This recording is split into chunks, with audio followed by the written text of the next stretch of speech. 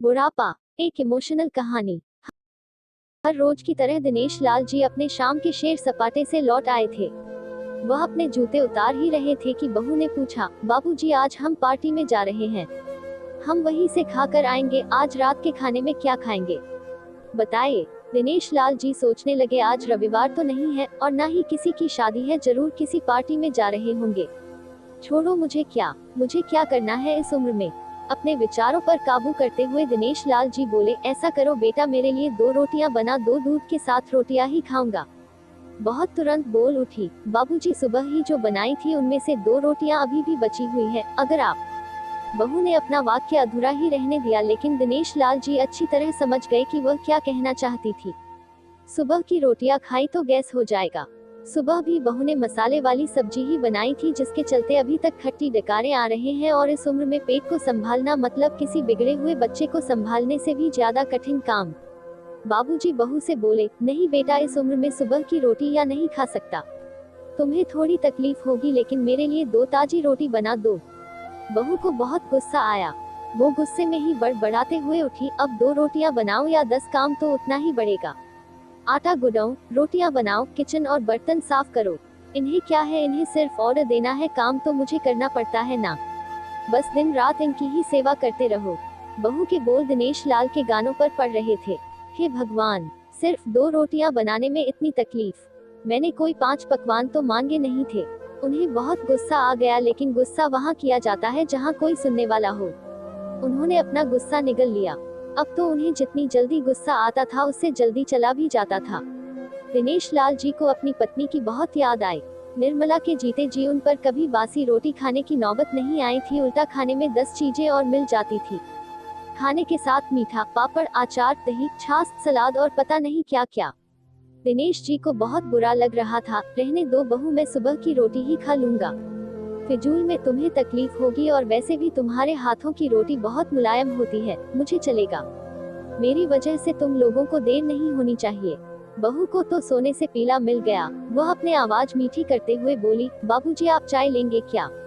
दिनेश लाल जी अपने चाय पीने की इच्छा को दबाते हुए बोले, वैसे कोई खास इच्छा नहीं है चाय पीने की, मगर तुम अपने लिए बना रही हो तो मेरे लिए भी थोड़ी बना देना। हाँ बाबूजी, मैं अपने लिए बनाने वाली हूँ, आपके लिए भी बना देती हूँ। बोलकर बहू रसोई घर के अंदर चली गई। दिनेश लाल जी खुद से ही बातें करने लगे, अभी तो लाखों की जायदाद है मेरे पास। यह घर भी मेरे नाम पर है और खाते में भी लाखों रुपए पड़े हैं। कभी बेटा विषय निकालता है तो मैं बोल कर टाल देता हूँ कि मेरे बाद तेरा ही तो है सब कुछ, और फिर भी 1 कप चाय और 2 ताजी रोटियों के लिए तरसना पड़ता हो तो उन बूढ़ों का क्या होता होगा, जिनके पास संपत्ति के नाम पर शिवा पुरानी यादों के कुछ भी नहीं होता। निर्मला को याद करके दिनेश लाल की आंखों में आंसू चमकने लगे और धीरे से गालों पर सरके। निर्मला के होते हुए उन्होंने घर का कोई भी काम नहीं किया था। आर्थिक जवाबदारियों के अलावा उनकी और कोई जवाबदारी नहीं थी। उनके व्यापार ने भी उन्हें अच्छा साथ दिया था। वह भी निर्मला से बहुत प्यार करते थे, लेकिन कभी जता या बता नहीं पाए। वह यह सच्चे दिल से मानते थे कि निर्मला उनकी किसी पूर्व जन्मों के पुण्य का फल है, लेकिन जिंदगी की भाग दौड़ में वह निर्मला की मन की इच्छाएं पूरी कर ना सके। उन्हें वैष्णो देवी जाना था, लेकिन हर बार यह यात्रा अगले साल के लिए पोस्टपोन्ड हो जाती। घर बार और संसार की जिम्मेदारियां संभालते संभालते कब उनकी इच्छाएं उन्हीं के साथ चली गई, पता ही नहीं चला। दिनेश लाल जी ने देखा उनके पोता और पोती दोनों ही स्कूल से आ गए थे। दोनों ने अपना बस्ता सोफे पर फेंका और दादाजी की तरफ दौड़कर उनके गले लगते हुए कहने लगे, चलिए ना दादाजी, खेलने चलते हैं। यही निस्वार्थ प्रेम के कुछ पल थे, जिनमें दिनेश लाल जी भी बच्चों के साथ बच्चे बन जाते थे और सारे अपने दुख और यादें भूल जाते थे। वह कुछ बोल पाते उससे पहले ही बहू ने कहा, चलो छोड़ो दादाजी को, हमें पार्टी में जाना है, जल्दी से आकर तैयार हो जाओ, पापा भी आते ही होंगे। दोनों ही बच्चे दादाजी को छोड़ मम्मी की तरफ भागे। उनकी पोती 7 साल की थी और पोता 5 साल का था। दिनेश लाल जी अपनी सोच में डूबे हुए बालकनी की तरफ गए। बालकनी में धीमी ठंडी पवन में उनका स्वागत किया। बहू उनके लिए चाय बनाकर लेकर आई। बालकनी में रखी अपनी कुर्सी पर बैठकर दिनेश लाल जी घुट घुट करके चाय पी रहे थे। पी क्या रहे थे, निगल रहे थे, क्योंकि चाय के नाम पर सिर्फ कम शक्कर वाला गर्म पानी था, ना इलायची ना अदरक। दिनेश लाल जी मन ही मन सोचने लगे, बहू के जाने के बाद आज खुद अपने हाथों से चाय बनाऊंगा, इलायची अदरक और थोड़ी सी ज्यादा शक्कर डालकर, और उसके साथ रोटियां खा लूंगा, रोटियां खाऊंगा। रोटियों की याद आते ही उनका मुंह फिर खट्टा हो गया। चाय खत्म होने पर खाली कप लेकर वह किचन में रखने गए तो वहां देखा कि बहू और बच्चों का कप धोके पड़ा था। उन्होंने भी अपना कप धोकर रख दिया और अपनी डायरी लेकर बालकनी में आ गए। बालकनी में बैठे बैठे उनकी नजर सूखी हुई तुलसी के पौधे पर गई। उन्होंने एक लोटा पानी लाकर उसमें डाल दिया।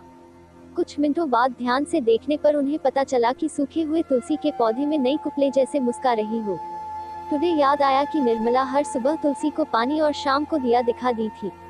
अब तो शाम को ना तुलसी को ना ही भगवान के मंदिर में दिया जलता है। पता नहीं कितने संस्कार, इतनी अच्छी आदतें निर्मला अपने साथ ले गई थी। दिनेश लाल आसमान की तरफ देखकर बोले, शकुंतला, मुझे और इस घर को अभी तुम्हारी जरूरत थी। तुम क्यों हमें छोड़कर चली गई? तुमने मुझे धोखा दिया, तुमने हमेशा साथ रहने का वचन तोड़ दिया। तुम मुझे अकेला छोड़कर चली गई। दिनेश लाल की आंखें भर आई। पापा, इतनी ठंडी हवाएं बह रही है और आप है कि बालकनी में बैठे हैं। अंदर आ जाए, नहीं तो बीमार हो जाएंगे। बेटे ने दिनेश लाल जी से कहा। बेटा, बहू और पोता पोती सब तैयार होकर पार्टी के लिए निकल रहे थे। किसी ने झूठ मूठ ही मन रखने के लिए भी उनसे नहीं पूछा कि साथ चलिए। बाबा, आप खाना खाकर जल्दी सो जाएगा, हमें आने में जरा देर हो जाएगी। ज्यादा देर तक जागना आपकी सेहत के लिए अच्छा नहीं है। हमारे पास घर की दूसरी चाबी है, हमारी चिंता मत कीजिए। बेटे नहीं जाते हुए कहा, ऐसे बोल रहे हैं जैसे मेरी सेहत की बहुत फिक्र है। कितने दिनों से बोल रहा हूँ डॉक्टर के पास ले चलो। बीपी बढ़ा हुआ है, शुगर भी चेक करवाना है। थोड़ा सा भी चलता हूँ तो हौंफने लगता हूँ। बेटा कहता है कि बुढ़ापे में यह सब तो होता ही है, ज्यादा भ्रम मत पालिए। वाह बेटा, बूढ़े बाप के पास बैठने के लिए थोड़ा सा भी टाइम नहीं है तेरे पास, और पार्टी के लिए टाइम ही टाइम है। ऐसे अनगिनत विचार उनके दिमाग में चल रहे थे, लेकिन फिर भी उन्होंने हाँ में सिर हिलाया। सभी पार्टी में चले गए। दिनेश लाल जी हॉल में रखे कुर्सी पर आकर बैठे। खाना खाने की अभी कोई इच्छा थी नहीं, इसलिए टीवी चालू की। आज वैलेंटाइन डे था, प्यार का दिन, इसलिए टीवी पर भी उसी के बारे में दिखा रहे थे।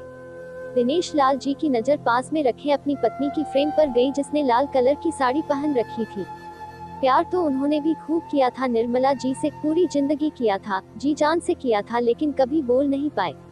टीवी पर दिखा रहे थे, लोगों ने लाल कपड़े पहन रखे थे, हाथों में लाल फूलों के गुच्छे लेकर वह ग्रीटिंग कार्ड्स की खरीदी कर रहे थे। पता नहीं दिनेश लाल जी के मन में क्या आया, उन्होंने अपने पैसों का बंटवा लिया और निकल पड़े। निर्मला जी के याद में चलते चलते वो एक आइसक्रीम पार्लर के पास पहुंचे। उनको श्वास चढ़ गया था, उनके सांसों की गति तेज हो गई थी। आइसक्रीम पार्लर के पास एक कुर्सी पर वह आकर बैठे, तभी वहां पर एक छोटी बच्ची आई जो गुब्बारे बेच रही थी। बच्ची बोली, दादाजी गुब्बारे लोगे क्या? इतने ही बचे हैं, बिक जाएंगे तो जल्दी घर चली जाऊंगी। दिनेश लाल जी ने देखा 10-12 रंग बिरंगे गुब्बारे थे। उन्हें याद आया कि निर्मला जी को भी गुब्बारे बहुत पसंद थे, लेकिन अब गुब्बारे लेकर क्या करूं? उन्हें बच्ची की आंखों में सच्चाई और आशा दिखी। उन्होंने 200 रुपए दिए और सारे गुब्बारे खरीद लिए। उन्हें फिर से निर्मला जी की याद आई, क्योंकि वह भी घर से निकलते समय हमेशा थोड़े एक्स्ट्रा पैसे लेकर निकलती थी और किसी ना किसी जरूरतमंद की मदद किया करती थी। कभी वो टोकते तो वह कहती, हमें भगवान ने लेने वालों के नहीं देने वालों की लाइन में खड़ा किया है, और थोड़े से रुपयों के बदले में लाखों की दुआएं मिलती है, तो मुझे टोका मत कीजिए। आंखों में आंसुओं के साथ दिनेश लाल जी खड़े हुए रास्ते के बीचों बीच आए। उन्होंने आसमान की तरफ देखा, अपने हाथों में पकड़े गुब्बारे आसमान में छोड़ दिए और चिल्लाकर बोले, निर्मला, मैं तुमसे प्यार करता हूँ। उनके सांसों गति बढ़ गई, उनका शरीर लड़खड़ाया और जमीन पर धड़ से गिर पड़े। आसपास के लोगों को कुछ भी पता चल पाए उससे पहले ही दिनेश लाल जी ने इस मोह माया की दुनिया को अलविदा कह दिया। उन्हें अपनी पत्नी से मिलने की बहुत जल्दी थी। हमेशा की तरह पूरी कहानी पढ़ने के लिए आपको धन्यवाद। यह कहानी जरूर आपके दिल को छू गई होगी। ऐसे ही सीधे दिलों में उतरने वाली कहानियाँ पढ़ने के लिए आप हमारे व्हाट्सएप ग्रुप से जुड़ सकते हैं।